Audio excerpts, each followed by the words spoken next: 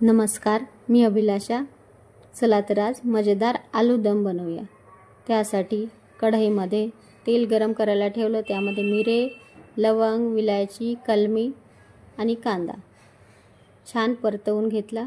कांदा छान लाल झाला की त्यामध्ये जिरे टाकले. शेंगदाणे छान खरपूस भाजणं झाले की अद्रकाचे 2-3 तुकडे, टमाटर पण छान भाजणं झाले की त्यामध्ये थोडं मीठ आणि मसाला ताटामध्ये काढून थंड करायला ठेवला. दुसऱ्या कढईमध्ये तेल गरम करायला ठेवले.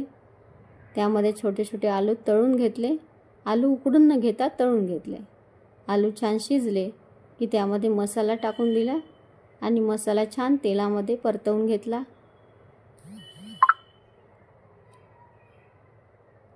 मसाला छान परतला की त्यामध्ये तिखट, हळद हे छान मिक्स झालं की त्यामध्ये थोडं मीठ आणि कसुरी मेथी झाकण ठेवून 5 मिनिट शिजलं की गरम पाणी आणि भाजीला छान 2-3 उकळ्या काढून घेतल्या. बघा, आलू दम तयार.